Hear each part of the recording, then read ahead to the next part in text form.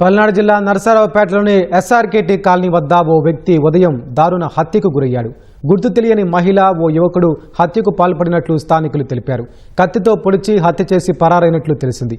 మృతుడు నరసరావుపేటలోని కొండరాల్పేటకు చెందిన షేక్ బాజీగా గుర్తించారు.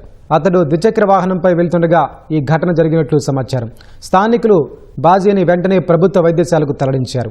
షేక్ బాజీ చికిత్స పొందుతూ లింగంగుంట్ల ప్రభుత్వ వైద్యశాలలో మృతి చెందాడు.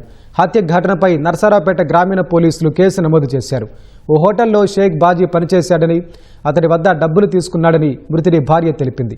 డబ్బులు తిరిగి ఇవ్వమని యజమాని ఒత్తిడి చేశాడని, లేదంటే తన హోటల్లో ఉదయం 6 గంటల నుంచి రాత్రి 11 గంటల వరకు పనిచేయాలని డిమాండ్ చేసినట్లు ఆమె ఆరోపించింది. దీంతో కొత్తగా టిఫిన్ బండి ప్రారంభించాడని తెలిపింది. ఈ విషయమై హోటల్ యజమాని తన భర్తను హత్య చేయించాడని మృతుడి భార్య ఆరోపించింది. 30,000 పెట్టి సెల్ కొనుక్కున్నాడు. ఆ సెల్ తీసుకొని 2 దెబ్బలు కొట్టి కోపం వస్తే పోవాలా? పొడవాలయ్యా. 40,000 పొడిస్తే వస్తాయా? సస్తే వస్తాయా?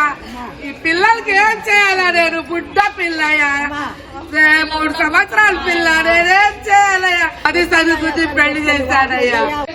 మా పెళ్ళి 8 ఏళ్ళు వచ్చానే మైత్రి హోటల్లో పని చేస్తానని చెప్పి ఆయనతో మాట్లాడింది. ఈయన అన్నాడంట, ఫోన్ పాడైంది మా ఆయనది, ఆ ఫోన్ ఇప్పిస్తావా అని అంటే ఇప్పిస్తాను బాజీ అన్నాడంట. ఇప్పించాడు. తర్వాత మా అమ్మాయి పుట్టిన కానీ పుట్టింటికి తీపి లేదు. అప్పుడు ఎంత తీసుకున్నాడు? 20,000 తీసుకున్నాడంట. అది 35,000, 20,000 మొత్తం 55,000 ఆయన బాకీ పడింది.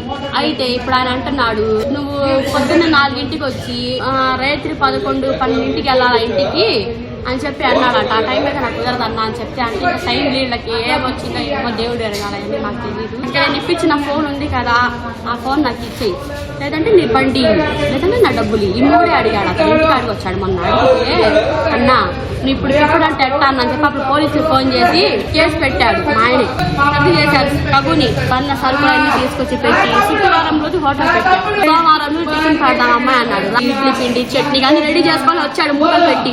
అమ్మాయి ఇద్దరు పోయి అన్నయ్య పడుతూ వచ్చేసారు, కొట్టేశారు, కొట్టేస్తూ నరికారని చెప్పి అన్నారు. రాగానే వాడిని దాక్కొని ఎంబటే స్పాట్ లో లేపేశారు.